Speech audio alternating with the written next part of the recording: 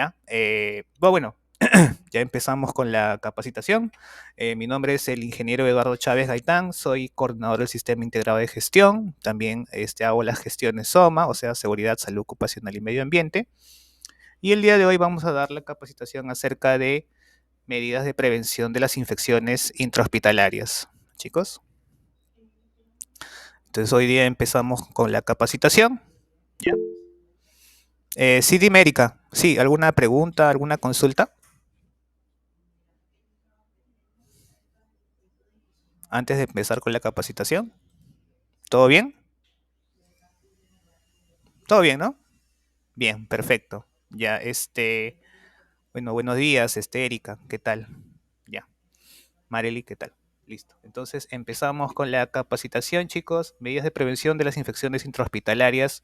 Es un tema muy importante porque sabemos que en el hospital nosotros estamos expuestos pues a un montón de, en este caso, agentes patógenos, ¿no? Enfermedades ocupacionales que nos pueden generar luego una enfermedad, ¿no? ¿Ya? No solamente nosotros, sino también, por ejemplo, los que generan que nosotros trabajemos en un hospital, o sea, los pacientes, ¿no? Los pacientes también son afectados y generalmente son los más afectados cuando ocurren estas infecciones intrahospitalarias. Ellos son los que más son afectados de que ocurran estas enfermedades dentro de un hospital, ¿no? Lo cual no debería ocurrir, ¿no? O sea, uno cuando ingresa a un hospital, ingresa justamente para sanarse, ¿no? Para no estar enfermo, ¿no? Para liberarse de una enfermedad que lo lleva justamente al hospital. Pero, por ejemplo, ocurre que personas, por ejemplo, ¿no? Que, digamos, han tenido un golpe, una fractura, ¿no? Y, y bien, se curan de este golpe, de esta fractura, pero salen con otra enfermedad. Por ejemplo, salen con hepatitis, salen con un resfriado, de repente con COVID, ¿no? Entonces, con una enfermedad diferente con la que ellos ingresaron, ¿no? Al hospital, ¿no? Y eso es raro, ¿no? ¿Por qué? Porque supuestamente están en un lugar que es limpio, nosotros por eso hacemos limpieza, que es séptico, que es un lugar donde justamente tratamos para que no hayan enfermedades, ¿no? Pero lo que ocurre es que más bien ocurren enfermedades dentro de estos hospitales, o enfermedades que no estaban asociadas a la enfermedad con la que uno ingresó, ¿no? Entonces, ¿por qué ocurre eso? Porque hay algunos malos manejos, ¿no? ¿Ya? Y vamos a hablar un poco de ello. ¿Ya? Vamos a ver un poco de esos malos manejos o esas deficiencias que tiene el sistema de salud y todos los sistemas de salud en realidad, ya no solamente salud, ¿no? Ya todos los sistemas de salud siempre tienen sus problemas, ¿ya? Vamos a hablar siempre, a ver, de qué es lo que vamos a tratar, los temas que vamos a tratar en esta capacitación. Vamos a hablar, por ejemplo, del tema de infecciones asociadas a la atención de la salud. Vamos a hablar, por ejemplo, de los documentos de referencia, las infecciones tal cual, el concepto, ¿no? De infecciones asociadas a la atención de la salud, los principios de bioseguridad, la epidemiología actual, los medios de infección de contagio, cuáles son nuestras medidas preventivas frente a este tipo de infecciones y algunas recomendaciones prácticas que tenemos que seguir para evitar justamente que se nos dé este caso de infecciones intrahospitalarias. Chicos, entonces ya, ahora sí ya comencemos con la capacitación.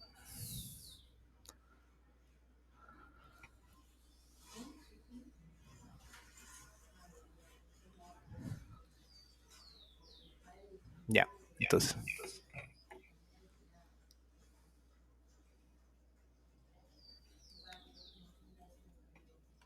hablemos primero de qué cosas son estas.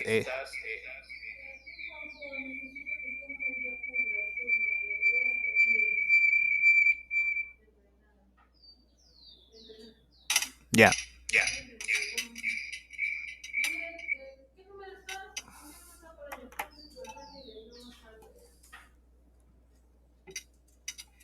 a ver un momentito, por favor. Espera un momentito. Este,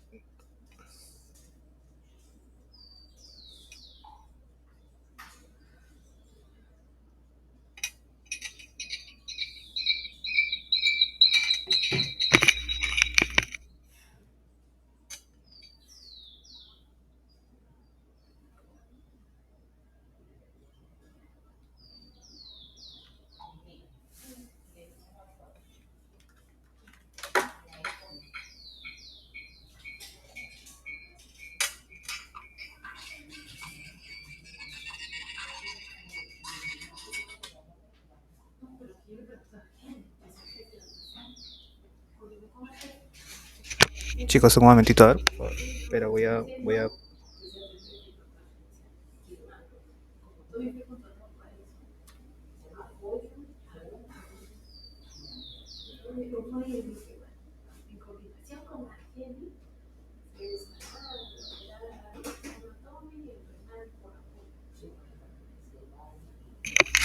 Ya, chicos, ahora sí. Listo. Ya, vamos a hablar acerca de los documentos de referencia. ¿Sí? Vamos a hablar, por ejemplo, de las normas de bioseguridad en el seguro social de salud. ¿Ya? Entonces, este es uno de los documentos de referencia.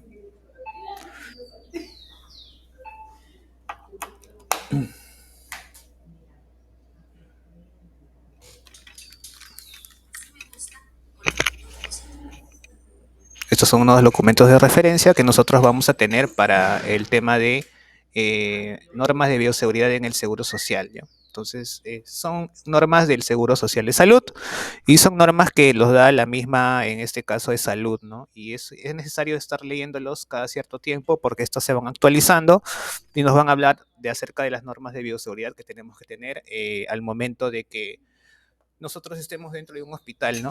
Estas normas van cambiando, ¿no? Como les dije, y por ejemplo, que en el tema COVID se tuvo que actualizar un poco el tema porque era una situación diferente, ¿no? Una situación diferente y entonces se tenían que tener nuevos sistemas de normas de bioseguridad, ¿no? Para que las personas puedan eh, en este caso, tener un buen sistema de salud, ¿no?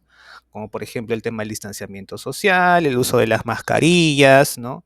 Cómo disponer en este caso a las personas fallecidas o a las personas que están en cuidados intensivos, todo eso de ahí tenía que actualizarse y se ha tenido que actualizar por el tema de, por ejemplo, en el tema COVID, ¿no? Entonces, estas normas cada cierto tiempo se van actualizando y las que tenemos están básicamente enfocadas en el tema de enfermedades prevalentes, ¿no? Como son las enfermedades de hepatitis, como son las enfermedades en este caso, tifoideas, enfermedades estomacales, ¿no? Ya, que nos pueden ocurrir dentro del hospital, tuberculosis, ¿ya?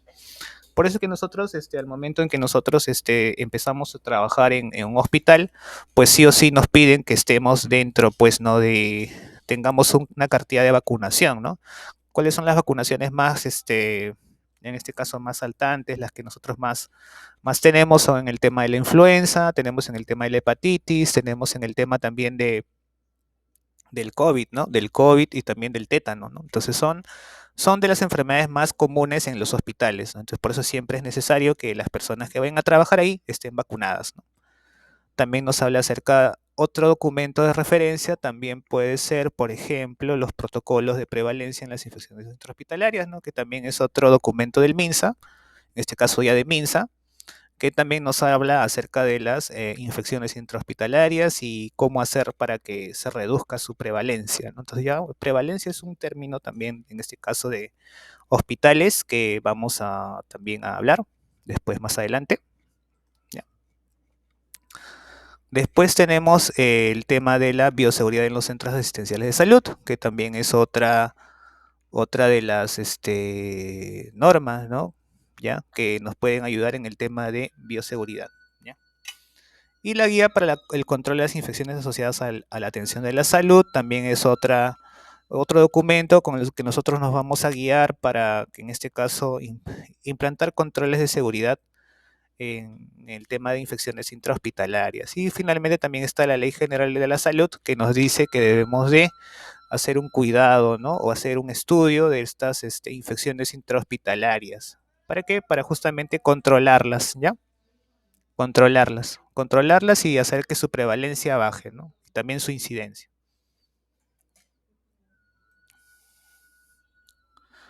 Bien, vamos a definir como lo define el Ministerio de Salud, el MINSA, y como lo define también el mismo de Salud, qué cosa es una infección asociada a la atención de la salud. Pues son estas infecciones asociadas a la atención de la salud, son conocidas como las IAAs, ¿no? Las IAAs son las infecciones asociadas a la atención de la salud.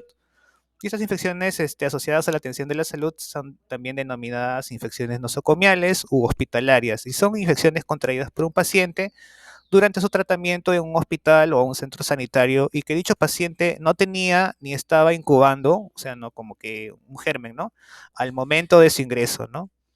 Las IAs también pueden afectar a las pacientes en cualquier tipo de entorno en el que reciban atención sanitaria, no solamente en un hospital, puede ser también incluso fuera de un hospital, por ejemplo, al momento de que se haga una atención ambulatoria, ¿no? O tenga la persona un accidente, ahí también él puede, digamos, también contraer las IAs, ¿no? Y pueden aparecer incluso después de que el paciente reciba su alta, o sea, después de que el paciente en el hospital haya recibido una alta médica, ¿no? Que haya salido del hospital después de un tiempo, creo que al menos unos 3 4 días, si aparece una enfermedad que no tenía antes, entonces es muy probable que haya sido que la haya contraído en el hospital, ¿no? Que esta enfermedad la haya contraído en el hospital. Entonces se considera también que es una IAS, ¿no? Asimismo, también se incluyen a las infecciones ocupacionales contraídas por el personal sanitario, ¿no? Estas IAs son del evento más adverso más frecuente durante la prestación de las atenciones sanitarias, ¿no? Según la OMS, ¿no? Según la OMS, que los pacientes pues tengan una IA, pues es algo muy relevante y muy, en este caso, es un evento no deseado, que se debe evitar en todo momento, no es lo más adverso, no es el evento adverso más frecuente, pero también es uno de los más preocupantes, ¿no? ¿Por qué? Porque, como dijimos anteriormente, uno pierde la confianza ya del hospital cuando ocurren estos casos, ¿no? ¿Ya? Hay algunos casos en que, si bien tú tienes, digamos, una enfermedad que ha surgido en un hospital, pero que se excluyen de la definición de IAS, ¿no? Como por ejemplo las infecciones asociadas en este caso, a los recién nacidos, por ejemplo, ya por vía transplacentaria. Entonces, al recién nacido, si bien adquirió la enfermedad dentro del hospital, pero eso es porque ya la madre tenía la enfermedad antes, ¿no? Que puede ser, por ejemplo, herpes, toxoplasmosis, rubiola, sífilis, ¿ya? Entonces, y se hacen evidentes durante las primeras 48 horas del parto, ¿no? Entonces, estas infecciones no están consideradas como una IAS, ¿ya? Y también las inflamaciones generadas como respuesta del tejido orgánico, ¿no? De la persona frente a una lesión por agentes no infecciosos, ¿no? Como por ejemplo pueden ser cortes que resultan de una intervención quirúrgica, ¿no? Entonces, estos tipos de inflamaciones también van a ser consideradas, no son consideradas como una IAS, ¿no? ¿Ya? Pero las otras enfermedades sí se van a considerar, ¿no? Hay otras más que también se excluyen, ¿ya? Pero no, estas son las más relevantes, ¿no? Que no vamos a hablar de las demás, pero sí tener en consideración que en este caso la OMS pues nos indica que las infecciones asociadas a la atención de la salud, pues son aquellas pues que surgen en el mismo hospital, ¿no? Porque en el mismo hospital es que se encuentran alojadas pues los agentes patógenos que nos van a causar las enfermedades, ¿ya? Entonces, otra definición más que nos habla acerca de lo que son estas infecciones intrahospitalarias, nos dice que son procesos infecciosos transmisibles y que se presentan después de las primeras 48 a 72 horas de hospitalización. Entonces, las primeras horas de hospitalización son esos los momentos en que las personas se transmiten justamente o adquieren las enfermedades asociadas a la salud, ¿no? Entonces, dentro del hospital y que no estaban presentes en el paciente en el ingreso de del hospital, y que tampoco estaban en un periodo de incubación anterior, ¿ya? Al momento de su admisión, ¿no? Entonces no lo estabas incubando, como por ejemplo una gripe, ¿no? Que se va incubando, o una enfermedad, ¿no? Como puede ser una enfermedad, una ETS, ¿no? Que se va también poco a poco, ¿cómo se llama? Incubando hasta que se manifiesta, ¿no? En el paciente hasta unas 72 horas después de su alta, ¿no? Entonces, si es que se manifiesta en el paciente luego de 72 horas después de su alta, se va a considerar que es una infección asociada a la atención hospitalaria o una infección intrahospitalaria o una infección asociada a la atención de la salud, ¿no? Son sus nombres que son sinónimos, ¿no? ¿Ya? Entonces, esa es básicamente la definición de lo que es infección asociada a la atención de la salud, ¿no? Como dice también aquí, son un flagelo que azota a las instituciones prestadoras de salud a escala mundial y se considera uno de los mayores problemas para la seguridad del paciente. No solo la seguridad del paciente, sino también del personal que trabaja dentro de estas instituciones, ¿no? Y afecta la calidad y la prestación de los servicios y también la confianza que tengamos en estos servicios eh, de salud, ¿no? Entonces uno pierde la confianza, entonces por eso es que también muchas personas prefieren, antes que ir a un hospital, prefieren automedicarse, ¿no? Y eso también es un mal, ¿no? ¿Ya? Porque también no solamente nos enfermamos más, sino que contaminamos más el ambiente, ¿no? Porque no estamos atacando de repente de la manera adecuada, ¿no? Entonces ya muchas personas ya por este tipo de problemas, desconfía ya del sistema de salud, ¿no? De la limpieza que se realiza ahí, básicamente, o del sistema de esterilización que tienen, o de los profesionales de la salud que se encuentran trabajando ahí, ¿no? Porque piensan que hay mala praxis, ¿no? Malas prácticas, y por eso es que ya la gente no va a los hospitales para curarse, sino que prefiere ante todo eh, auto, eh, autocurarse, ¿no? Con medicamentos, automedicarse, ¿no? ¿Ya? A ver, algo más que dice aquí también, dice, las bacterias, hongos y virus y parásitos pueden causar estas infecciones intrahospitalarias, por lo que todo establecimiento de salud requiere de un sistema de vigilancia del control de infecciones. Entonces, hay muchos sistemas de vigilancia y control de infecciones, por ejemplo, las fumigaciones que se hacen, la limpieza de tanques, la limpieza de pozos sépticos, la limpieza en general, la limpieza profunda, el sistema de esterilización, el sistema en este caso, autoclavado, ¿ya? El uso de EPPs, todo eso es un sistema de vigilancia, un sistema que nos va a ayudar a reducir las infecciones intrahospitalarias que ocurren, pues, justamente al momento que nosotros, pues, tengamos personal o pacientes dentro de un hospital, ¿ya? Y dice que, sin embargo, a pesar de que es hay mucha incidencia acerca del tema de infecciones en los hospitales, sí es posible su eliminación, ¿no? O reducción, en este caso, de las infecciones, si se tiene un esfuerzo continuado, esfuerzo permanente en prevención, ¿no? Prevención más que nada, ¿ya? Porque sabemos que es mejor prevenir que lamentar, ¿no?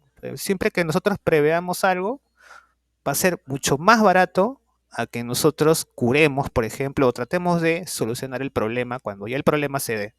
Siempre es mejor prevenir. Siempre en el tema de la prevención, siempre nos va a ahorrar muchos costos. Por ejemplo, tienes un carro, es mejor que le hagas sus revisiones, que le hagas sus mantenimientos, porque, por ejemplo, si es que por ahí te falla el freno, si por ahí te falla el motor, entonces te puedes chocar y te puedes quedar varado, y esos son costos más grandes, ¿ah? O sea, entonces siempre que nosotros hagamos algo y que es peligroso, al menos tratemos de prevenir los mayores riesgos posibles, ¿no? Por eso es que también se hace el IPRC, se hacen tantos documentos de seguridad que nos ayudan a prevenir, porque nos ayudan también no solo a prevenir, sino también nos ayudan a ahorrar, ¿no? Y evitar lamentaciones, ¿no? Evitar lamentarnos de algunas cosas que puedan suceder, ¿no? Entonces sí es importante por eso hacer prevención, en este caso en los sistemas de salud, ¿no?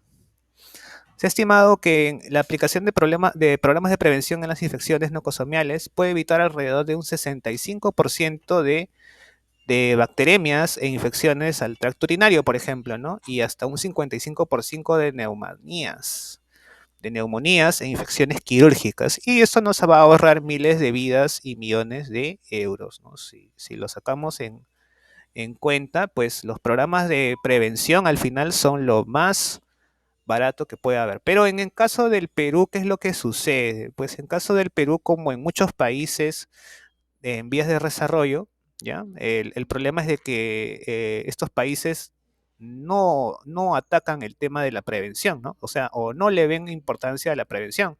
¿Y qué es lo que hacen? Lo que hacen es más que nada tratar de corregir ya los problemas, ¿no? O tratar de solucionar los problemas, ¿no? Entonces, y eso al final es más costoso. Sin embargo, para temas digamos, campañas políticas o todo, pues, o en temas de que se pueda haber una gestión, a veces Las autoridades prefieren solucionar problemas antes que prevenir, ¿no? Entonces también en el tema salud es lo mismo, prefieren solucionar los problemas. Por ejemplo, si ya tenemos un caso ya de dengue, por ejemplo, ya generalizado, tenemos una pandemia de dengue, ellos prefieren que ya exista la pandemia para solucionarla antes que eh, hacer prevención del dengue, ¿no? Antes de prevenir que esto se vuelva una pandemia, ¿no? Entonces, ahí también es el problema, ¿no? Porque digamos que cuando tú haces prevención, siempre lo haces de manera muy, muy silenciosa, no se nota, ¿no? A veces no se ve. Entonces, cuando tú hagas prevención, también es importante que lo divulgues, ¿no? Que divulgues los trabajos que tú haces en prevención. Porque a veces no son muy visuales, no se ven mucho, ¿no? Entonces, ese es también un problema, ¿no? Entonces, sí debemos de tratar de lo bueno que nosotros hagamos, tratar de también compartirlo, divulgarlo, porque eso va a ayudar a que se siga promoviendo este tipo de prácticas, ¿sí, chicos? Entonces, eso básicamente, ¿no? En el tema de infecciones.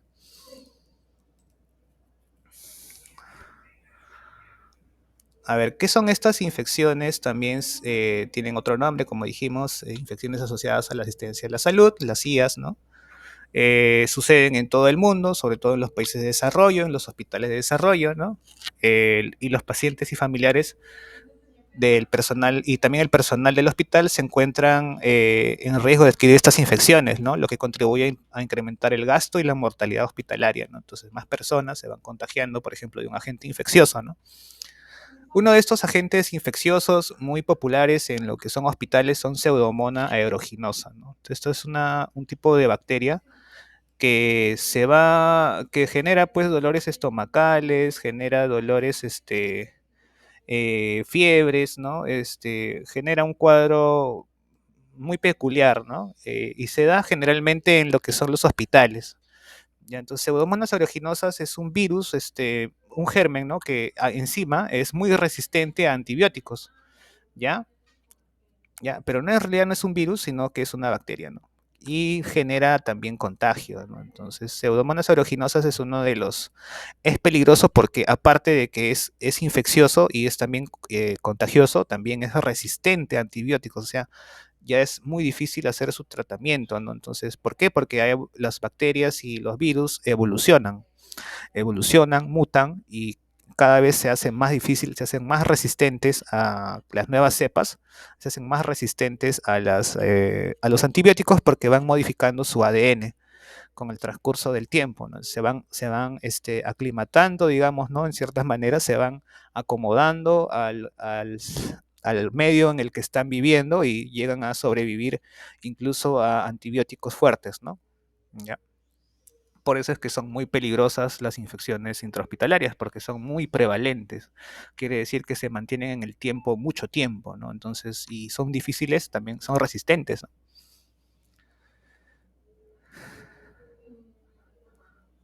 Bien, y estas IAs surgen como consecuencia del desbalance que tengamos entre, por ejemplo, una tríada ecológica, ¿no? Entonces, entre el huésped, que es la persona o el paciente o el personal de salud, el microorganismo y el medio ambiente, ¿no? Entonces, cuando hay un desbalance entre esto, ocurren pues estas infecciones, ¿no? Lo que debemos de hacer siempre es que nuestro medio ambiente debe estar limpio de estos microorganismos porque este es un hospital, ¿no? Y es un lugar donde nosotros vamos en este caso, a tratar personal, ¿no? Personas.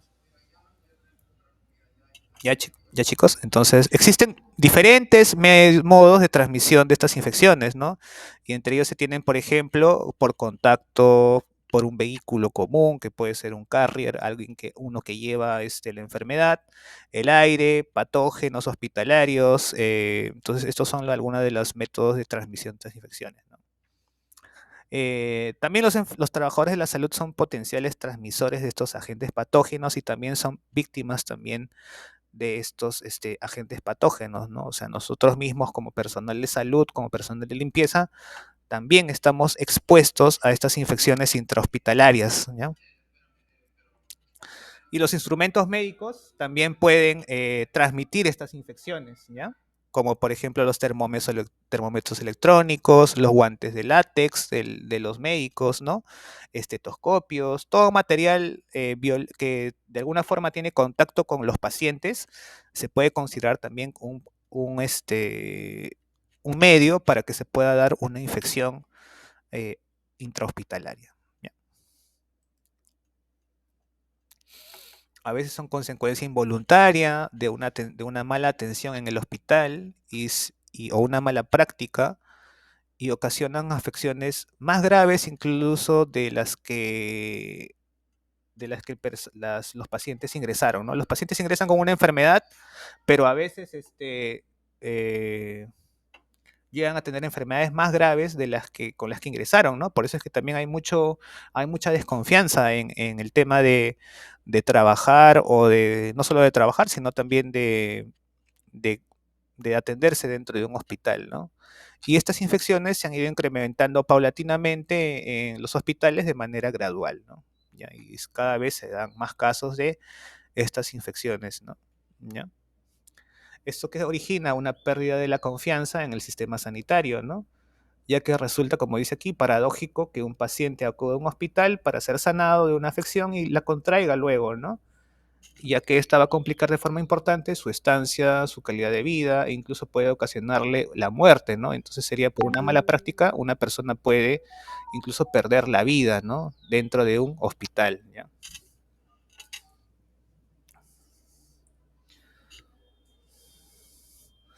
Dice, los estudios de prevalencia en los eventos en Latinoamérica señalan que las IAS como el evento frecuente en la prestación de servicios de salud y que fue el primer reto declarado en la Alianza Mundial para la Seguridad de los Pacientes. Y tienen muchas causas, ya no solamente en el tema en este caso, de los factores de salud, sino también los procesos de prestación de servicio o los comportamientos individuales de los trabajadores de salud, ¿ya? Entonces, estos son eh, algunos de las causas que nos pueden aumentar pues estas infecciones intrahospitalarias, ¿no? Y cualquier persona puede contraer una infección nocosomial, pero hay factores que también aumentan la posibilidad que esta persona pues aumente su riesgo, ¿no? ¿Ya? Algunos de estos factores tienen que ver con el estado de salud de la persona que ingresa, ¿no? Su edad, en este caso su estrato social también va a influir un poco y si el paciente también tiene algunos problemas, como por ejemplo obesidad o tiene ¿cómo se llama? Son inmunosuprimidos, digamos, son pacientes que tienen alguna inmunidad, ¿no? ¿Ya? Un problema de inmunidad. Ya, entonces también van a ser vulnerables a las infecciones, ¿no? Entonces, y aquí después vamos a ver también en el tema de los factores de riesgo, cuáles son estos factores y qué cosa es lo que predomina o qué cosa es lo que hace que una persona se contagie más rápido de una infección asociada a las asistencia a la salud, ¿no? O las infecciones intrahospitalarias que le decimos, ¿no? Entonces tenemos, por ejemplo, como factores de riesgo, primero tenemos a la edad, ¿no? Si es que siempre serán más, en este caso, más vulnerables las personas que son muy ancianas o los niños muy pequeños, ¿no? Los recién nacidos o los lactantes. Entonces, este tipo de personas van a tener más riesgo a contraer, por ejemplo, una enfermedad en el hospital, ¿ya? ¿Ya? Entonces, esos son las personas que tienen más factor de riesgo a que puedan tener una enfermedad nocosomial, ¿ya? El estado nutricional también, ¿ya? Si es que tienen algún problema de desnutrición, entonces también van a estar más expuestas, ¿no? Al tema de estas infecciones intrahospitalarias, ¿ya? También vemos en el tema de su tratamiento, ya si es que son personas que tienen, por ejemplo, que están bajo un tratamiento médico, que están con una enfermedad que esté relacionada al uso de corticoides o inmunosupresores, ¿no? ¿Ya? O antibióticos, ¿ya? O a una nutrición parental, entonces también van a ser van a tener mayor exposición, o sea, van a tener mayor riesgo, ¿no? Al momento de que se presente una enfermedad intrahospitalaria. Por ejemplo, si una persona usa mucho el tema de los corticoides, como la dexametasona, ¿ya? La dexametasona lo que te hace es que te va a aliviar un poco el tema del dolor, ¿ya? Pero lo que pasa es que esta dexametasona en este caso, va a inhibir en este caso a los glóbulos blancos, que son nuestros agentes que nos van a dar la inmunidad de ciertas enfermedades, o sea, nuestro sistema inmune se va a ver comprometido por el uso de corticoides. ¿Ya? Y esto qué va a hacer que nosotros tengamos enfermedades, cualquier tipo de enfermedad que nos pueda dar, nos va a dar más rápido. Por eso es que la dexametasona y otro tipo de corticoides se usan de manera, en periodos cortos de tiempo, ¿ya? Se usan en periodos cortos de tiempo porque si no, después generan que nuestro sistema inmune esté muy débil y nos va a generar luego enfermedades. O sea, estemos expuestos a enfermedades fuertes si lo usamos de manera continua, ¿ya? Entonces, estos tratamientos con corticoides generalmente se hacen, a personas que no tenemos de otra forma para que pueda bajar un poco la inflamación, el dolor, ¿ya? Y hacer estos tratamientos con este tipo de medicamentos, compromete mucho la salud de las personas. O sea, por ejemplo, son como esos tipos de medicamentos que les dicen, ¿no?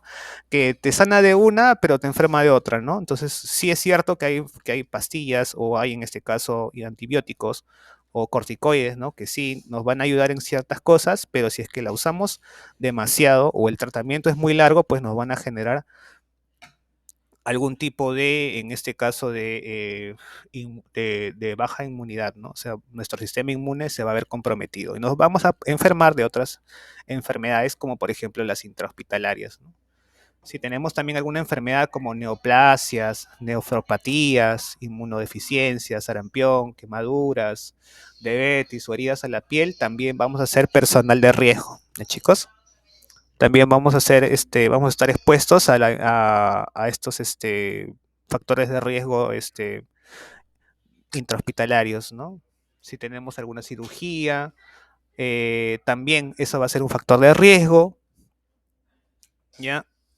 Algunos procedimientos también hacen que estemos expuestos también, como son el tema de las biopsias, los exámenes endoscopícos, la cateterización también. La cateterización es bastante común que ocurra en este tipo de procedimientos, ocurran estas enfermedades, que ocurra ahí un tema de contaminación cruzada, ¿ya? Entonces, acá es donde van a ocurrir, en las intubaciones, en la traqueostomía, en la verotomía, en el sondaje vesical, todos estos tipos de procedimientos van a hacer que nosotros estemos expuestos a los factores de riesgo para tener una enfermedad, ¿no? Entonces, por eso es que nosotros, cuando vayamos a hacer este tipo de procedimientos, cuando se hagan en los hospitales este tipo de procedimientos, tenemos que tener mucho cuidado, tanto el personal de limpieza como los pacientes. ¿Por qué? Porque son procedimientos muy riesgosos o de alto riesgo, de alta carga viral, de alta carga en este caso de agentes patógenos, ¿no? Ya tanto que pueden liberar los pacientes como que pueden también liberar los mismos trabajadores o los mismos médicos y puede haber una contaminación, ¿no? Porque hay ya carne viva, ¿no? Carne que está expuesta en este caso al ambiente y puede ocurrir justamente una contaminación. También si es que estamos en un hospital con una estructura deficiente, con pacientes hacinados o que se trasladan pacientes entre salas, no hay un orden en este hospital, también va a generar que las personas que se encuentren dentro de este hospital generen la enfermedad intrahospitalaria, ¿no? Y el agente microbiano, ¿no? Ya si el agente microbiano, también nos va a dar, pues, en este caso, si es que es un agente muy infeccioso, pues nos va a dar una enfermedad intrahospitalaria muy fuerte, ¿no? O si es que es también resistente a los antibióticos, también, ¿no? Entonces nos va a poner en mayor riesgo, ¿no? Entonces estos son los factores entonces de las infecciones intrahospitalarias, ¿ya? Los factores que aumentan el riesgo en este caso de que nosotros contraigamos estas enfermedades intrahospitalarias, chicos.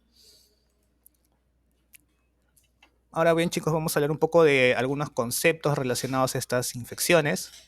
Podemos hablar, por ejemplo, de bioseguridad, que son un conjunto de normas y comportamientos y procedimientos que están orientados a impedir una contaminación con microorganismos, ¿no? Ya, entonces eso también nos habla también de salud, la norma de salud, la directiva número 10, que es un riesgo biológico, también nos habla que consiste en la presencia de un organismo o sustancia derivada de un organismo que nos puede amenazar nuestra salud, ¿ya?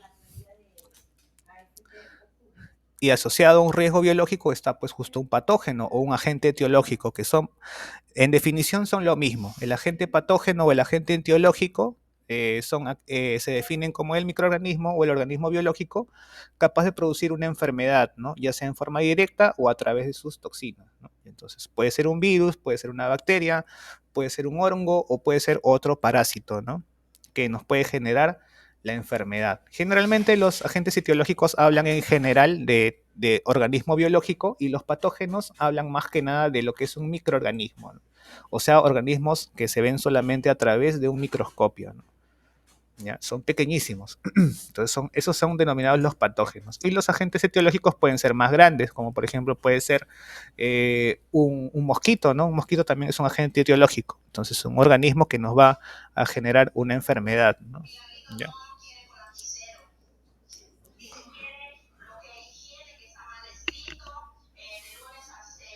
A ver, algunos otros términos también podemos hablar, por ejemplo, de lo que son los agentes.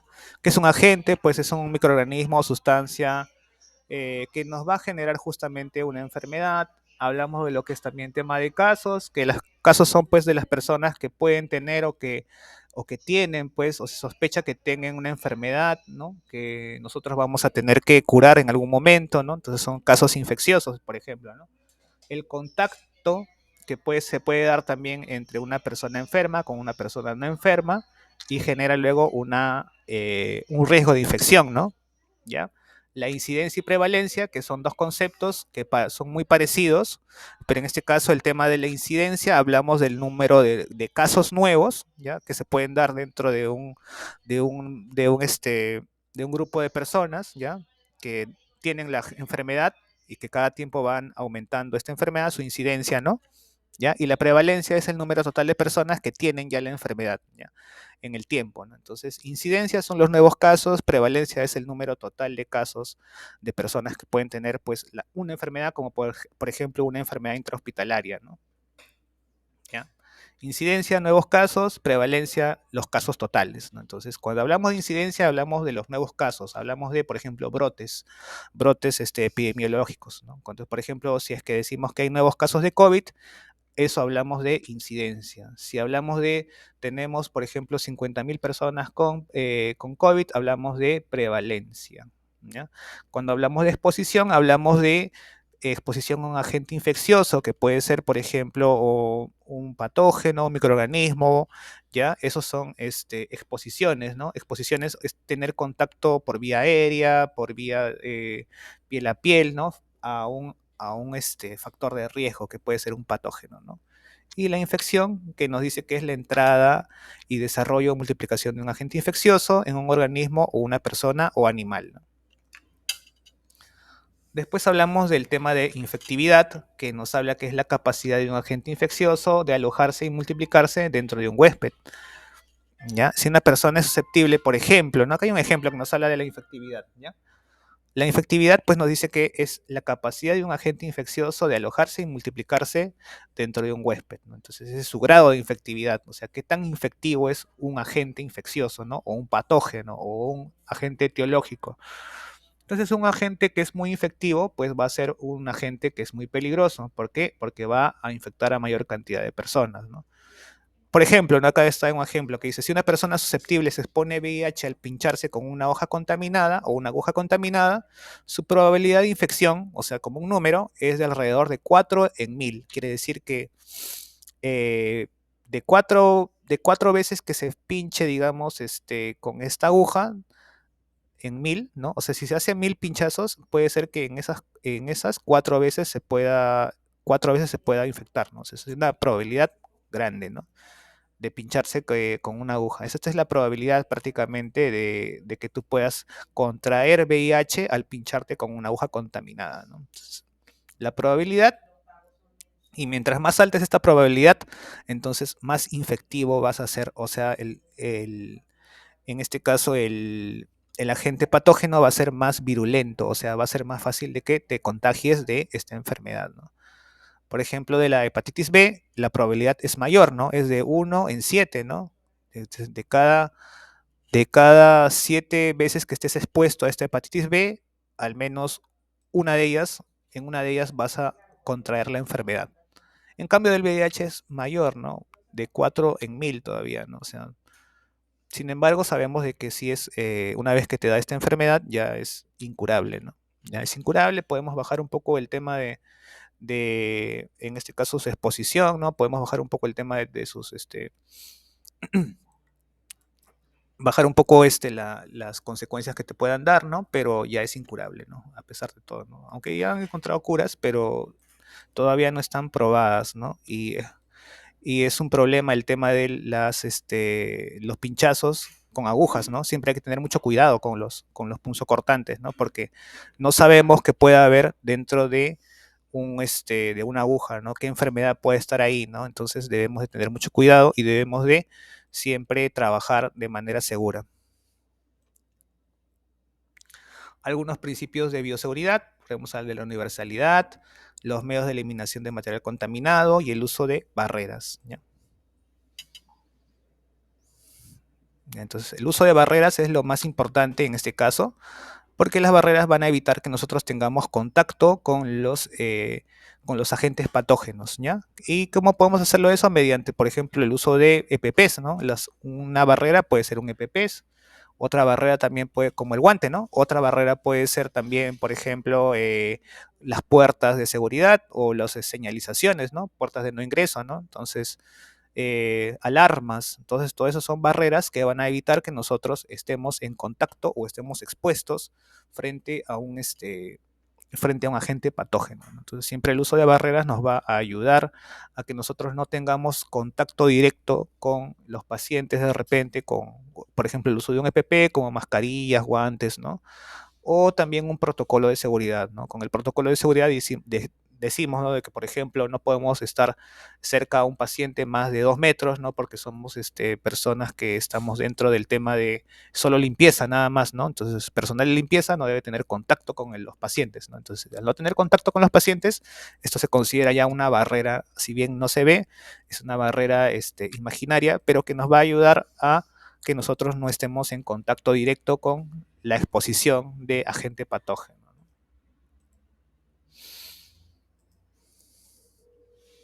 Ya chicos, ¿qué cosa nos habla la epidemiología actual? Pues la epidemiología nos indica de que estas infecciones intrahospitalarias se presentan entre un 5 a un 10% de pacientes que se internan dentro de un hospital, ¿ya?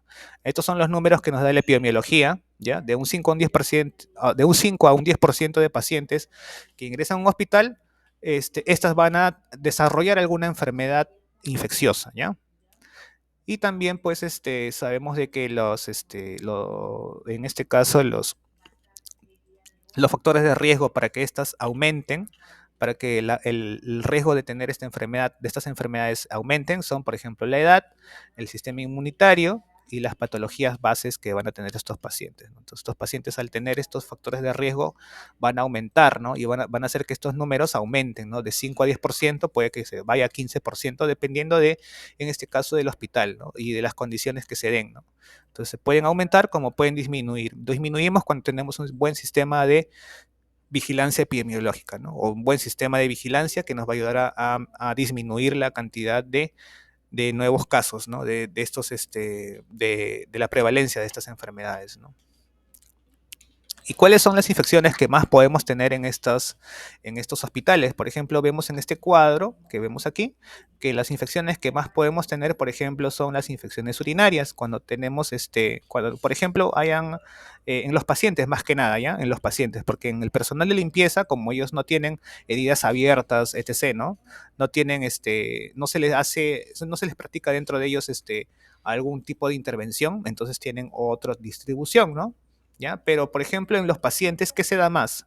Se da, por ejemplo, enfermedades intrahospitalarias cuando se hacen intervenciones urinarias, ¿no? Entonces, por eso es que hay más infecciones urinarias. También hay infecciones en herida quirúrgica, ¿ya? Entonces, al momento que se hagan estas infecciones, al que se hacen estos procedimientos quirúrgicos, también ahí es donde se van a dar más casos de infecciones intrahospitalarias. También el aire, ¿no? Porque también tenemos tuberculosis, tenemos influenza también, entonces las infecciones respiratorias también son muy comunes, hasta un 15%, y las infecciones asociadas al cateterismo, ¿no? O sea, el uso del catéter, ¿no? También en un 10%, ¿no? y otras infecciones como dolores estomacales, ¿ya? También se consideran como un 10%, ¿no? Entonces, las más comunes en los hospitales, como vemos en el cuadro de aquí, son en el tema de infecciones urinarias, después por herida quirúrgicas, respiratorias, cateterismo y entre otras más, ¿no? ¿Ya? Como las heridas en la piel, infecciones gastrointestinales, ¿ya? Solo un 10% nada más. Y entonces tenemos que tener mucho cuidado, sobre todo nosotros como somos salud renal, ¿no?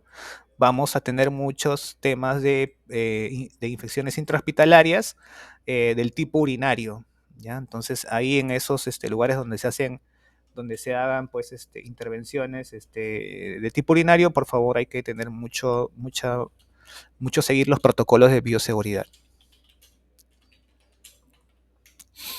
Ya, como vemos, los factores para desarrollar la infección, tenemos al huésped, que en este caso es el individuo que se va a contagiar, ¿no?, de estas infecciones. Eh, Tenemos al agente etiológico, que en este caso es el patógeno, ¿no?, que puede ser un virus, una bacteria, o puede ser una levadura, ¿ya? Cualquier agente que nos va a generar las enfermedades, ¿no? Y el medio de transmisión, que el medio de transmisión también vamos a hablar, hay varios tipos de medios de transmisión, pues podemos hablar de la vía aérea, de la vía por contacto y la vía por gotitas, ¿no? Entonces estos son los medios de transmisión eh, más importantes, ¿no? ¿Ya? Entonces, en los agentes etiológicos, ya hemos hablado también en este caso hemos hablado del huésped, ahora vamos a hablar de los agentes etiológicos, hablamos de los agentes patógenos, ¿no? Entonces, ¿cuáles son los más, en este caso, los más importantes, digamos, o los más, eh, principales, ¿no?, que podemos ver en los hospitales? Podemos ver varios tipos de agentes etiológicos, como por ejemplo Pseudomonas aeruginosa, que hablamos también, que nos genera un cuadro de dolor de cabeza, dolor estomacal, ¿ya? Es una bacteria muy peligrosa que es muy común en los hospitales, ¿no? Es una bacteria gram negativa, ¿no? ¿Ya? Generalmente son las gram negativas las bacterias más peligrosas, ¿no? Como Pseudomonas aeruginosa, enterobacterias, ¿no? Enterobacterias como el Shigella, la Salmonella, ¿ya? El Enterobacter, ¿ya? Y la Escherichia coli, ¿no?, que nos generan enfermedades estomacales, ¿no?, generalmente, ¿no? Y en gram positivos tenemos a los Clostridium, que serían Clostridium perfringens, Clostridium botulinum y Clostridium tetani, ¿no? Entonces son estos los que te dan el tétano, te dan el botulismo, ¿ya? Algunas de las enfermedades de acá. Tenemos también otro tipo de gram positivos, que en este caso son bacterias tipo cocos, que serían los streptococos del tipo B hemolítico, Streptococcus pneumoniae, ¿no?, que también en este caso nos da la neumonía, y el Staphylococcus aureus, ¿no?, que también nos da enfermedades muy parecidas a la de Pseudomonas aeruginosa, ¿no? Y otros tipos de enterococos, ¿no? Y también algunos hongos como son la Candida albicans y la Turolopsis glabrata. Entonces, estos hongos también son muy comunes en los hospitales y hay que tener mucho cuidado porque la Cándida al menos es un hongo que es muy molesto, ¿ya? Muy molesto y es muy difícil su eliminación una vez que te da esta enfermedad de la cándida, ¿ya? Entonces va a ser muy difícil que nosotros hagamos el tratamiento. Si bien no te va a llegar a un cuadro, pues, de muerte ni nada, ¿no? O sea, no te va a afectar mucho, ¿no? Tu calidad de vida, pero sí te va a molestar bastante, ¿no? O sea, no te va a llevar a cuadros infecciosos muy graves, pero sí te va a afectar mucho tu calidad de vida, más bien, ¿no? Entonces, tener mucho cuidado, por eso mucho el tema de la desinfección de manos, el tema del uso de PPs, ¿no? ¿Ya? Como dice acá también, un mismo agente patógeno nos puede ocasionar múltiples infecciones, ¿ya? No solamente nos puede dar, por ejemplo, cándida nos puede dar muchos tipos de infecciones, no solamente infecciones, por ejemplo, a las mujeres le da pues el tema de la candidiasis, ¿no? Pero también puede dar pues a los hombres y de otra forma, ¿no? ¿Ya? Entonces, un mismo tipo de bacteria nos puede dar varios tipos de enfermedades, ¿no? Como el de la influenza o como el virus del herpes también, ¿no? Entonces son también virus que da diferente etiología, ¿no? Diferente tipo de enfermedad, ¿no? Acá los medios por el que los agentes infecciosos se transmiten, ¿no? Tenemos la vía aérea, que son la vía más común para, por ejemplo, bacterias o microorganismos que afectan el sistema respiratorio, ¿ya? Que son, en este caso, partículas muy pequeñas de 5 micras o menos de diámetro y que, por ejemplo, afectan, como les dije, el tema del sistema respiratorio, ¿no? Podemos hablar como, por ejemplo, a la bacteria de la tuberculosis, ¿no? Entonces, el Mycobacterium tuberculosis, ¿no? Ya, entonces, esos también, ya. Entonces, por la vía aérea es uno de las vías de transmisión más comunes. Tenemos también la vía por gotitas, ¿no? Que es el contacto con mucosas de nariz, boca y conjuntivas con partículas infecciosas de más de 5 micras. Son gotas más grandecitas que las de la vía aérea, ¿no? La vía aérea son como una especie de neblina, ¿no? Entonces, y las gotitas son un poco más grandes, ¿ya? Y también en este caso, tenemos varios tipos de estos virus, ¿no? Como por ejemplo el virus de la influenza, ¿no? Ya que no se van a transmitir por gotitas, ¿no? Entonces, el virus de la influenza, que es la gripe común, ¿ya? La adenovirus, ¿ya? La meningitis también, la Neisseria meningitis, la Bordetella pertussis también, entonces se van a transmitir por gotitas. Y después tenemos ya por contacto, ¿no? O sea, vía piel a piel, ¿no? También el contacto de piel a piel, o sea, si por ejemplo tenemos contacto con los pacientes, es muy probable que tengamos una enfermedad que nos se haya transmitido a nosotros por contacto, ¿no? ¿Ya? Entonces, por contacto también hablamos de las relaciones sexuales también, ¿no? O de los besos también, en algunos casos, ¿no? O en el caso de a veces tocar al paciente de manera indebida, sin el EPP correspondiente o sin seguir los protocolos, ¿no? Entonces, hablamos de, por ejemplo, algunos virus, ¿no? Como el virus respiratorio sincitial, ¿ya? El virus para influenza, las bacterias entéricas y las bacterias multiresistentes, ¿no? Entonces, tipos de bacterias que se van a transmitir por contacto. Ahora sí, hablemos un poco de las medidas preventivas, ¿ya? Las medidas preventivas para evitar justamente que se den estos casos de infecciones intrahospitalarias, ¿no? Primero el autocuidado, muy importante, ¿no? Si las personas siguen las normas de bioseguridad que ya están dadas, en este caso por salud, ¿no? Como por ejemplo el lavado de manos, el tema de usar siempre bien el EPP, colocarse bien el EPP, ¿no? Lavar siempre nuestro uniforme de trabajo, ingresar a áreas que nosotros solamente tenemos permiso. Entonces son medidas que nosotros pues nos van a ayudar a que no nos den estas infecciones, ¿no?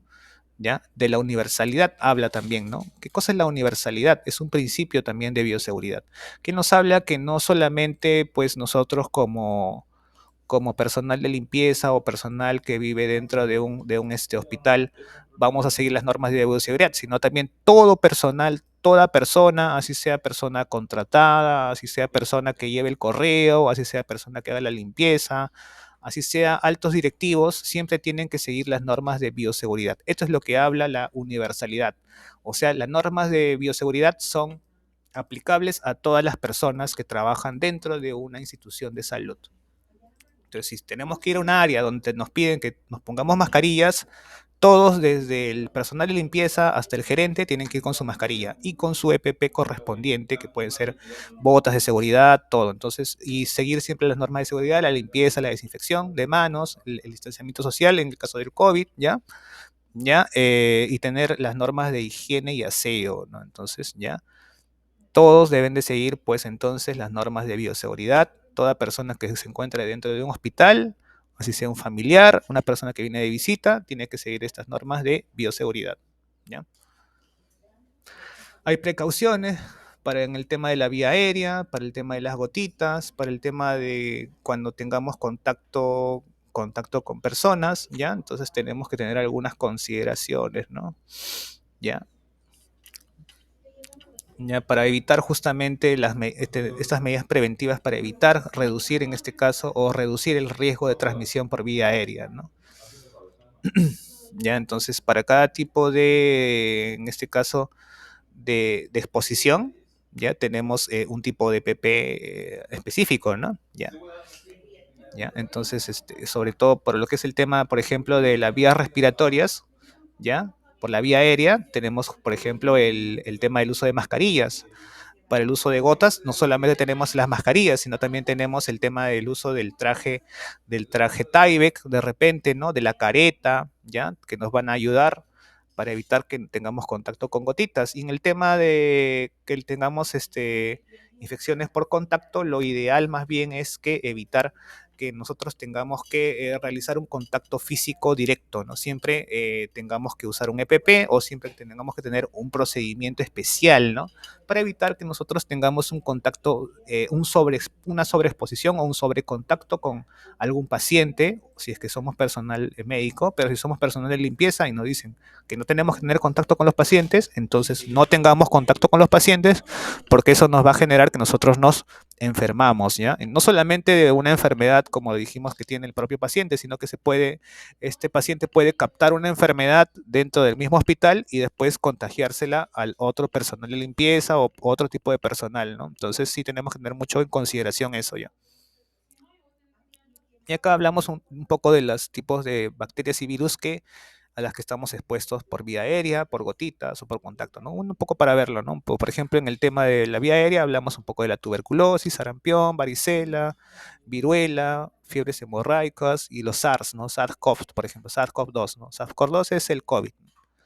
En el tema del gotitas, tenemos o de la exposición por gotitas, tenemos la infección respiratoria del paciente aguda pediátrico, la influenza, la meningitis, las difterias, ¿no? Ya, y otro tipo de infecciones también relacionadas a gotitas, ¿no? Y por contacto tenemos el Staphylococcus la Acinetobacter, ¿ya? Baumani y las pseudomonas, ¿no? La virus de la hepatitis, los rotavirus, ¿ya? La parainfluenza, ¿no? Ya un poco más hablando de las enfermedades que se dan por contacto, ¿no? ¿Ya? Hablamos también de las medidas preventivas, hablamos de las barreras inmunes, ¿no? La barrera inmune, ¿qué es una barrera inmune? Pues las barreras inmunes justamente son nuestro esquema de vacunación. ¿Por qué nos piden pues justamente nuestro esquema de vacunación a personal que trabaja en personal de limpieza? Porque justamente existen las infecciones intrahospitalarias, o sea, personas que se pueden infectar a través de enfermedades que están presentes dentro de los hospitales, ¿no? Entonces, por eso es que tenemos que tener un sistema de vacunación, por ejemplo, en hepatitis B, en influenza, en tétanos, en fiebre amarilla, en COVID ahora, ¿no? ¿Por qué? Porque eso va a hacer que nuestro sistema sea resistente pues a las enfermedades que puedan ocurrir dentro de los hospitales, ¿no? En los hospitales sabemos que hay muchos tipos de enfermedades, ¿no?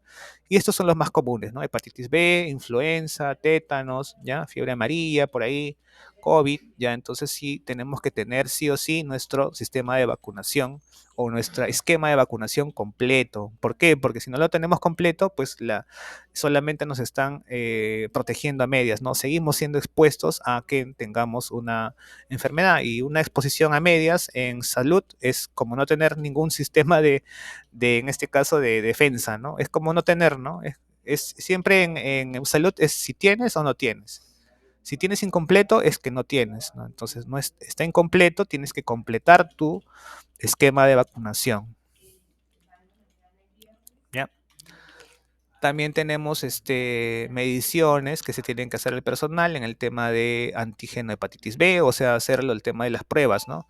Las pruebas de confirmación, por ejemplo, se hacía también cuando había en el tema COVID, se hacían las pruebas de positivo o negativo, ¿no? Si es que tenías COVID o no tenías COVID, ¿no? Y había varios tipos de pruebas, ¿no? Eso nos va a ayudar también a tener información acerca de cómo están las personas que se encuentran trabajando con nosotros, ¿no?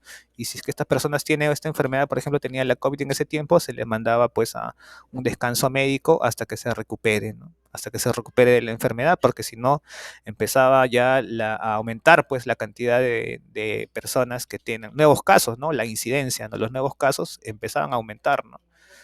Tenía gran incidencia entonces la COVID, ¿no? Y también debemos de saber cómo actuar y cómo valorar la exposición de trabajo frente al VIH, la hepatitis B y la hepatitis C, porque son enfermedades, en este caso, incurables, ¿no? Y que si nosotros no sabemos a qué estamos expuestos, pues vamos a trabajar con este confiados, ¿no? De repente, ¿no? Mal confiados de que no nos va a pasar ninguna de estas enfermedades, pero siempre están presentes, ¿no? Porque estamos en un hospital y no sabemos qué personal ingresa ahí, ¿no? Puede que una persona ingrese con una gripe, con un dolor de cabeza, por un golpe, pero esta persona ya lleva una enfermedad anteriormente, como por ejemplo un VIH, ¿no? O una hepatitis B. Entonces, al momento en que nosotros hagamos limpieza del lugar en que se encuentra este paciente, ya estamos expuestos a estas enfermedades. Entonces debemos de saber qué hacer, ¿no? Lo importante siempre es que si, por ejemplo, tenemos en el tema de cortes, ¿ya? Cortes con algún material o pinchazos con agujas, siempre avisar. ¿Avisar para qué? Para que se activen las medidas de seguridad, ¿no? Las medidas de seguridad, se hagan las pruebas respectivas a la persona y en este caso evitar pues que eh, más personas se sigan infectando, ¿no? Por ahí, ¿no? Con el tema del VIH, ¿no? Y si es posible, tratar de darle los antivirales respectivos, ¿no? Para evitar que se propague más, porque el VIH también es controlable y se están haciendo estudios para que ya pues las personas ya no tengan, pues no desarrollen la enfermedad tal cual, ¿no? De repente para que la mantengan controlada, ¿no? ¿Ya? Entonces sabemos de que estamos expuestos a enfermedades muy peligrosas, ¿no? Que nos pueden causar la muerte, ¿no? Entonces debemos de tener siempre las medidas de seguridad, ¿no? Entonces, ya estas son algunas medidas preventivas, ¿no? ¿Qué hacer cuando tienes contacto con mucosa de sangre o fluidos corporales, ¿no? ¿Qué hacer, ¿no? Se deben hacer las pruebas, ¿no? Las pruebas de posexposición, ¿no? Porque ya has sido expuesto, ¿no? Digamos, ya te ha caído, digamos, has tenido contacto con fluido de persona que tiene alguna, que se sospecha que tiene alguna enfermedad que son como estas, ¿no? Que son incurables, ¿no? O que son prevalentes, ¿no? Que son difíciles de curar, ¿no? Ya entonces tenemos que tener unas pruebas post-exposición, pruebas de profilaxis, pruebas serológicas, ¿no? Para estos tipos de enfermedades, ¿no? Las recomendaciones que te tienen que dar, por ejemplo, si tienes un VIH positivo, ¿no? Ya te dan, por ejemplo, estos tipos de tabletas, ¿no? Que son, que te lo da ya, pues, en este caso el Estado, ¿no? Te lo da el mismo de salud por haber, porque ya pues tienes esta enfermedad, ¿no? Y algún tipo de tratamiento para evitar que siga aumentándose la carga viral dentro de ti, ¿no? Ya. Entonces hay pastillas que nos van a ayudar un poco al menos a que te puedas a reducir, ¿no? Incluso en algunos estudios se han dado que sí, de hecho, pues esto puede ayudar incluso a que el virus no se replique y que se mantenga siempre encapsulado, ¿no? Y evite de esta manera que tú vayas a enfermarte, pues no llegas a generar la enfermedad, la inmunodeficiencia, ¿no? La SIDA, ¿no? De que, de que, de que generes esa enfermedad. Entonces, sí te puede ayudar si es que lo mantienes ya controlado, ¿no? Pero siempre ya vas a tener ese problema, ¿no? Por eso es que siempre evitar, siempre tratar de trabajar bien de manera adecuada, ¿no? Y muy cuidadosamente con el tema de los punzocortantes, ¿no? Y también se hace una vigilancia al trabajador, ¿no? Que ha sido expuesto, ¿no? ¿Qué cosa se debe hacer? Hay un procedimiento también. Algunas medidas preventivas que siempre tenemos que tener en consideración, como por ejemplo el lavado de manos, ya que es el método más eficaz para disminuir pues la carga viral o en este caso las bacterias, virus que podemos transmitir. Con un buen lavado de manos podemos eliminar gran cantidad de estas bacterias, virus, agentes patógenos, ¿no? Y evitar también pues las enfermedades intrahospitalarias que nos puedan ocurrir, ¿no? Entonces siempre tener las consideraciones del caso, si se van a hacer siempre, cada cierto tiempo también los supervisores indican, ¿no? Que se debe hacer el lavado de manos. El lavado de manos se tiene que hacer antes y después de que hagamos un procedimiento, ¿ya? Tanto para protegernos a nosotros mismos como para proteger también al personal de paciente, ¿ya? También se tiene que hacer ese tema de lavado de manos, ¿ya? Lavado y desinfección, ¿ya? Y cuando vamos después a comer también tenemos que lavarnos primero, ¿ya? Para evitar justamente que nos contagiemos o tengamos algún microorganismo en nuestras manos, ¿no? Y lo consumamos, ¿no?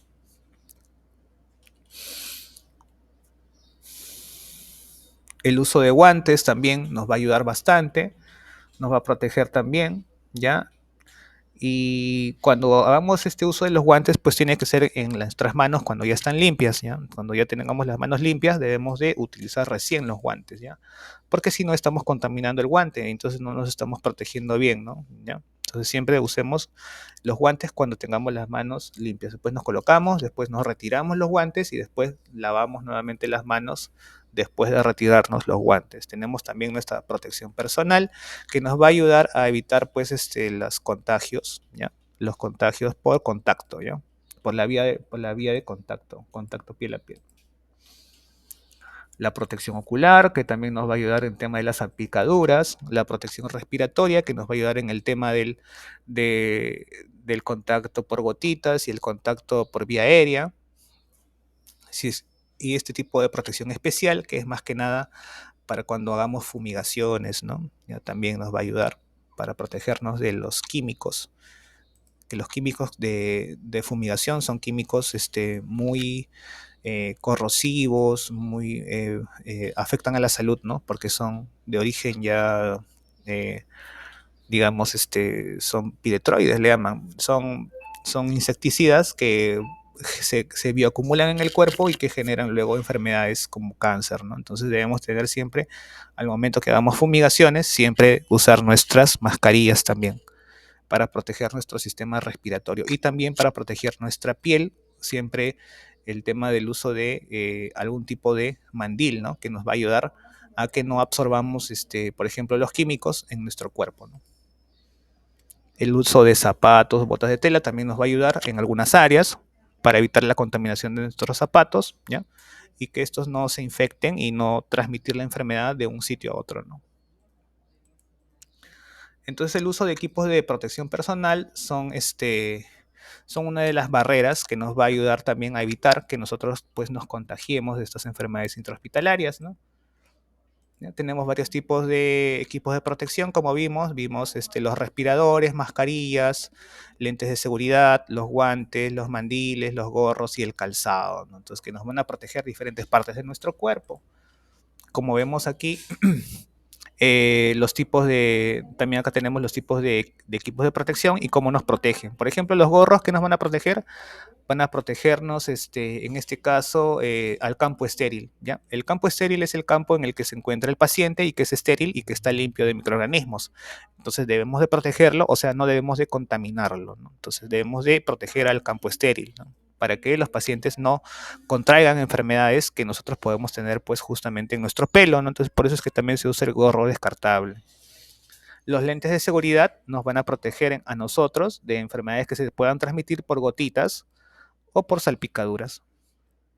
Los respiradores nos van a proteger en el tema de los gérmenes que se transmiten por el aire, ¿ya? Igual también el respirador N95, que es el respirador quirúrgico de aquí, que nos va a proteger a los gérmenes que se transmiten por el aire y también van a proteger al campo estéril, o sea, a los pacientes, ¿no?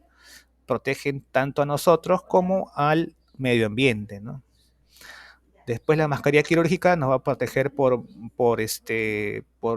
gérmenes que se transmiten por gotitas y el riesgo de salpicaduras. Los mandiles nos van a proteger por contacto, ¿ya? Y por salpicaduras también y el campo estéril. Y los guantes nos van a proteger también con el tema de gérmenes que se transmiten por contacto, por fluidos corporales y por el tema del campo estéril, ¿no? Y las botas también van a protegernos tanto a nosotros, ¿ya? De microorganismos que se encuentran en el suelo y también al campo estéril, ¿no? También eso también nos ayuda, ¿no? En el tema de la jerarquía de controles, pues siempre tenemos que tener un sistema que nos ayude a eliminar primero un peligro, en este caso un peligro, un agente patógeno, ¿no? Sustituir este tipo de procedimientos, colocar controles de ingeniería, señalizar y después, o si no, poner equipos de protección personal. Sin embargo, sabemos de que el equipo de protección personal es la última línea de defensa, ¿no? Que debemos de implementar al momento de que hagamos un procedimiento peligroso.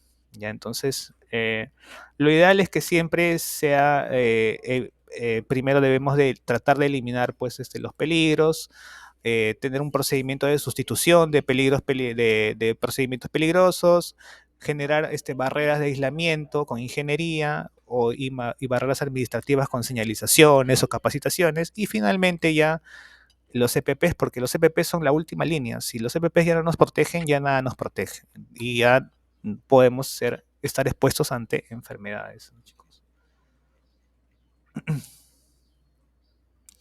Acá nuevamente vemos el tema de los EPPs, la importancia de los EPPs, el uso de respiradores, cómo debemos de usar los respiradores.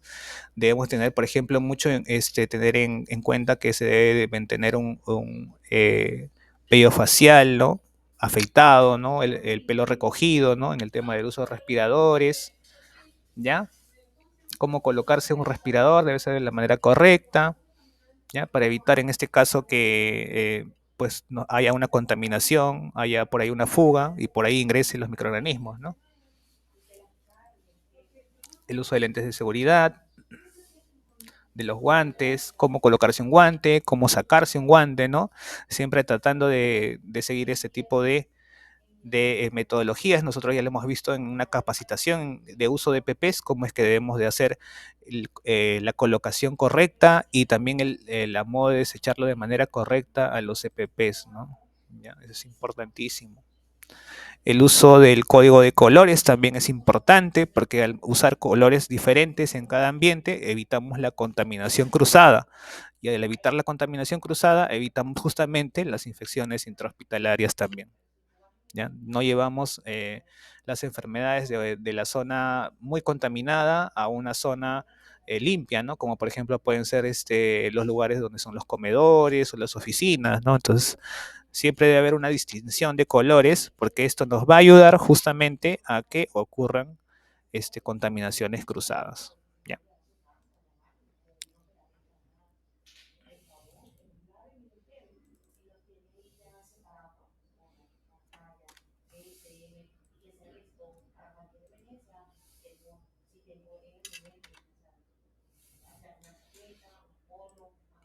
El uso de mandiles, el uso de gorros, como dijimos, también y el uso de calzado va a ser importante, ¿no? Como EPPs, ¿no?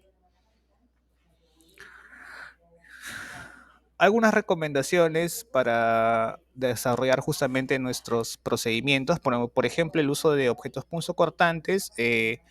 Debemos tener siempre en consideración que estas son los recipientes en los que nosotros colocamos los punzocortantes.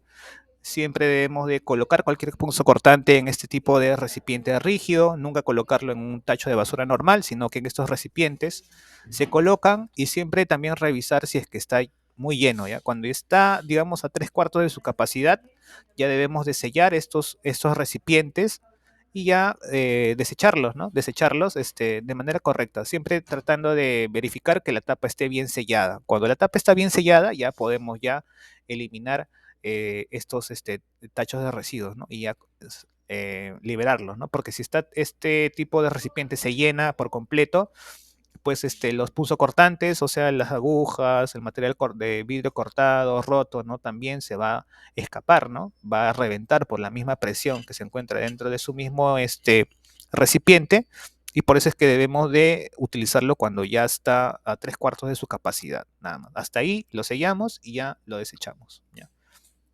Siempre usar el guante respectivo, ¿no? Para usar para el manejo de pulso cortantes y tener siempre la seguridad y tener siempre que trabajar de manera muy segura, estar muy atentos de cualquier cosa, cualquier movimiento que hagamos, porque son actividades peligrosas dentro de un hospital, ¿ya? Son actividades que nosotros nos podemos infectar de alguna enfermedad que va a ser muy difícil de solucionar su tratamiento, ¿no? Muy difícil de curarse, ¿no? Entonces tenemos que tener en consideración eso, ¿ya?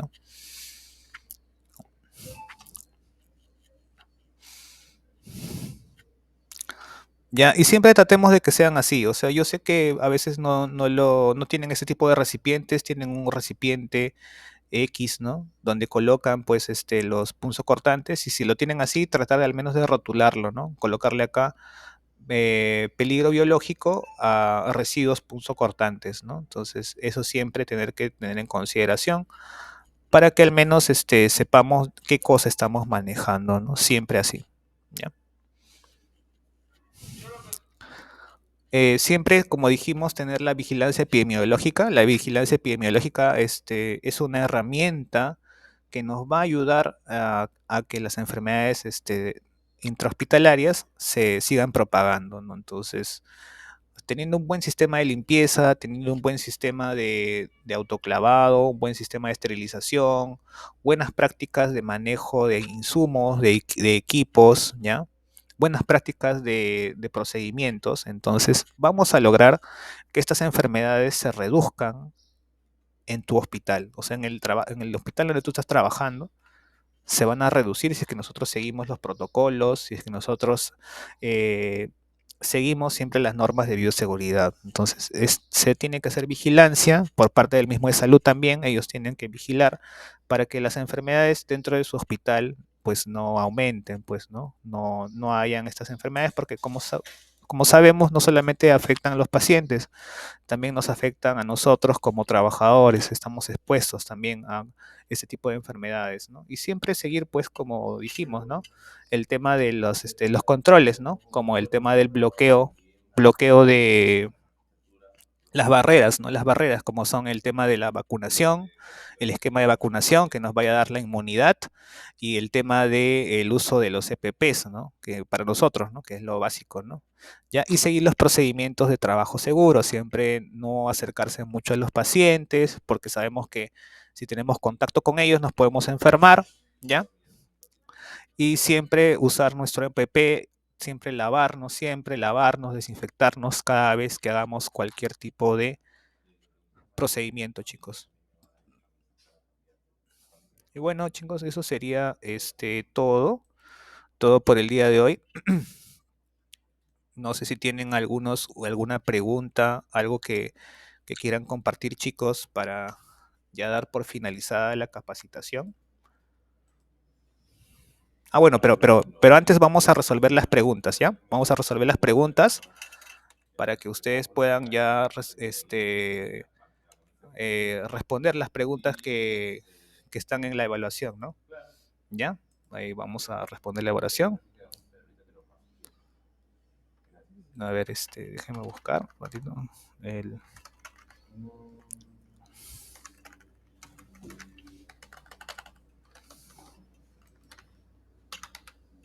Déjenme buscar, ahorita voy a colocar lo de la capacitación. Voy a compartir voy a compartir el examen, ¿ya? Para que todos puedan resolverlo, ¿ya?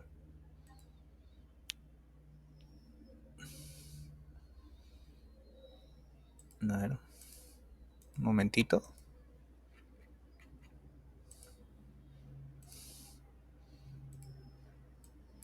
Ya, acá está la evaluación, ¿ya, chicos? Esta es la evaluación, no sé si pueden verlo. ¿Me podría dar alguien alguna retroalimentación, chicos? Me dicen si se ve la evaluación.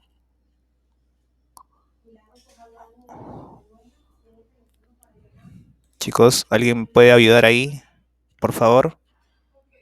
Robert, ¿estás ahí, por favor? A ver si me pueden ayudar en ese tema. María, si se puede ver ahí la evaluación, un favor.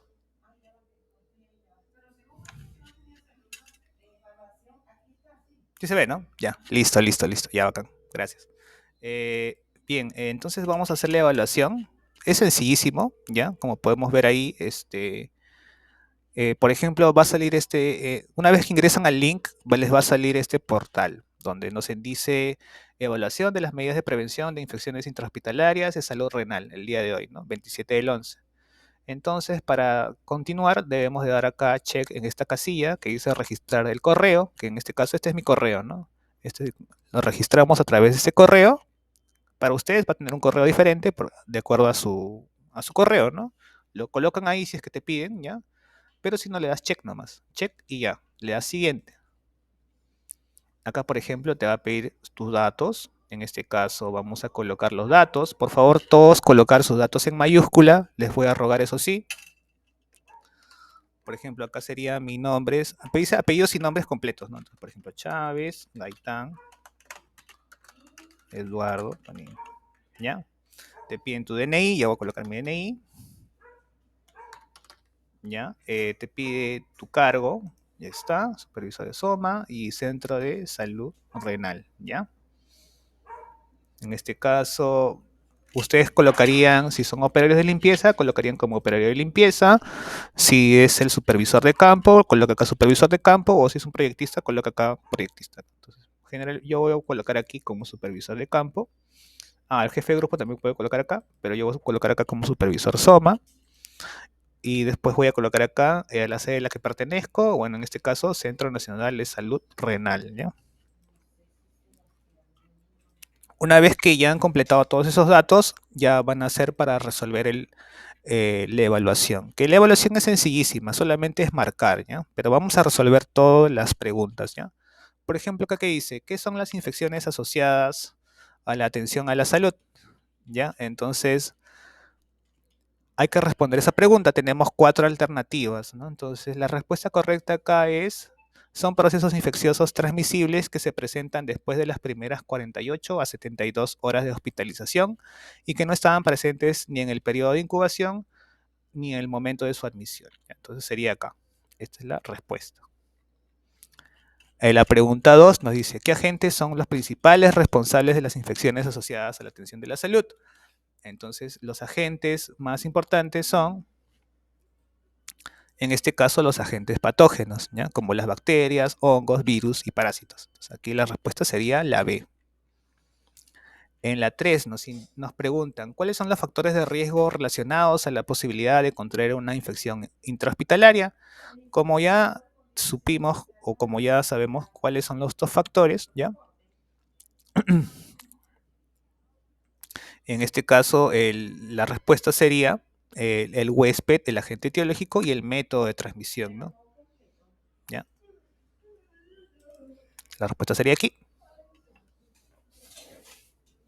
Entonces, acá la pregunta también te dice, ¿cuáles son las infecciones intrahospitalarias más comunes por orden de importancia, ¿no? Del más importante al menos importante, ¿no? Y acá está, justamente en esta tablita se puede ver cuáles son las más importantes, ¿no? Entonces, en este caso sería primero infecciones urinarias, infecciones de vía quirúrgica, infecciones respiratorias, infecciones asociadas al cateterismo y otras infecciones, ¿no? Entonces, la respuesta sería esta de acá, ¿no? La respuesta sería la clave C. Después nos dice, ¿cuáles son las vías principales para contraer una infección intrahospitalaria, ¿no? Entonces, como supimos, o como dijimos en la capacitación, pues tenemos 3 métodos, por la vía aérea, por la vía por gotitas y la vía por contacto. Entonces la respuesta sería en este caso la clave A, vía aérea, por gotitas y por contacto. La pregunta 6 nos dice cuáles son las principales medidas de prevención para evitar contraer una infección intrahospitalaria, ¿no? Entonces tenemos, por ejemplo, aquí en la pregunta te dice uso de barreras, la vacunación, seguir el procedimiento de bioseguridad y el uso de EPPs, ¿no? Y después dice todas las anteriores. Entonces la respuesta es justamente esto de aquí, que dice todas las anteriores, tanto el uso de barreras como el uso de los EPPs y seguir el procedimiento de bioseguridad van a evitar que nosotros tengamos o contraigamos una infección intrahospitalaria. ¿Qué es la vigilancia epidemiológica? Es la pregunta 7, ¿ya? Pues en este caso nos dice que ahí tenemos como tres respuestas, 4 tenemos, ¿no? Dice, es el conjunto de actividades de procedimientos que permiten recolectar, analizar y evaluar y difundir la información indispensable sobre el comportamiento, los factores determinantes que influyen de manera negativa y positiva en la evolución del desarrollo de una enfermedad, ¿ya? Una de las principales herramientas en salud para orientar oportunamente el proceso de toma de decisiones, la planificación de las estrategias dirigidas a la promoción de la salud, prevención y control de la enfermedad y mejorar la calidad de vida de la población. Sí, nos ayuda a encontrar el origen de las infecciones intrahospitalarias, su prevención y cómo controlar la prevalencia en este tipo de enfermedades. Sí, entonces las 3 están bien. La respuesta es todas las anteriores. ¿Ya? Y finalmente la pregunta 8 nos dice, ¿cuáles son las causas para que ocurran las infecciones intrahospitalarias, ¿no? Entonces, acá nos dice la mala práctica de bioseguridad por parte del personal, el no lavado de manos, el no uso de PPs, las prácticas de limpieza y desinfección deficientes y la contaminación cruzada. Entonces, ¿todo esto está bien? Entonces, la respuesta sería todas las anteriores, ¿ya?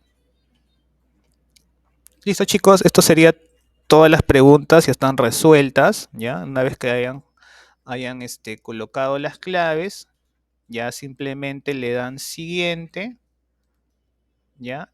Y su respuesta ya va a ser, acá les va a decir, ¿no? Muy agradecido, estimados, por el registro y participación en el curso taller. También indica que solo las personas que realizaron su registro y evaluación podrán ser acreedores del certificado de capacitación, ¿no? Entonces, simplemente eso, si quieren le dan aquí, envíame una copia, y si les envía una copia, les va a llegar una copia a su correo del examen, ¿ya? Entonces le dan, envíame una copia, y después le dan en enviar. Una vez que le dan en enviar, ya van a tener, va a salir un cuadro donde va a decir que su respuesta ha sido registrada. Entonces ya con eso terminaría su evaluación y ya con eso terminaría finalmente en este caso el examen, ¿no, chicos? Entonces nada, muchas gracias más bien por su participación en esta capacitación, chicos. Muy agradecido que haya venido pues al menos un 10% de la población, chicos. Por favor, tratar de ingresar todos. Para las personas que no pudieron ingresar, pues como les digo, esta capacitación va a ser grabada, ¿ya? Yo la voy a subir al YouTube para que ustedes puedan pues verla, ¿no? Y colocar pues, para que ustedes puedan resolverla el examen, ¿no? Todos están obligados. Nadie puede decir que no puedo ingresar, por A o B no puedo ingresar. Si por A o B no pueden ingresar, ahí está el supervisor de campo que les va a ayudar también a que puedan resolver el examen, ¿ya, chicos? Entonces, él también está acá comprometido en el tema, ¿ya? Y como sabemos, es una obligación, nosotros hacemos estas capacitaciones, no son capacitaciones que les va a ayudar para que ustedes eh, tengan más en consideración de los peligros a los que están expuestos, ¿no? Y les va a servir también, como, digamos, los certificados les va a servir para que ustedes, puedan postular de repente a mejores empresas, de repente, ¿no? Para su vida diaria, para ustedes mismos, es su propio beneficio de ustedes, tener un certificado, en este caso, firmado por mí, yo soy un ingeniero, en este caso químico, colegiado, ¿ya? Va siempre, les va a servir para su currículum, ¿no? ¿Ya? Más adelante o de repente si necesitan una recomendación me pueden decir también, ¿no? Entonces, chicos, sí es importante que todos hagan su examen, chicos, ¿ya? Yo voy a tener en consideración las personas que me hacen su examen, ¿no? Que me lo hacen a tiempo, ¿no? Que lo resuelven a tiempo, ¿no? ¿Ya, chicos? Siempre voy a estar para ustedes, cualquier cosa si necesitan me pueden escribir, me pueden llamar ahí, tengo mi número en el grupo, soy el que siempre doy las charlas, a veces también visito también Renal y por favor siempre cualquier problema, cualquier duda me avisan para tratar de resolver los problemas de seguridad, ¿ya, chicos? Listo, listo, chicos, gracias más bien, si no hubiera ninguna pregunta, todo bien, todo se comprendió, chicos. Bien, estimados, muchas gracias más bien. Y ya dentro de unos momentos subo el video de la capacitación para que todos puedan estar ahí y tener las respuestas y puedan resolver pues la evaluación. Muchas gracias, chicos. Será conmigo hasta otra oportunidad. Sí, Rosalind, dime. Sí, ¿todo bien? Ingeniero, buen día. Muchas gracias. Gracias, Rosalind. Buenas tardes, perdón. Muchas Buenas gracias. tardes, listo, buenas tardes. Muchas gracias.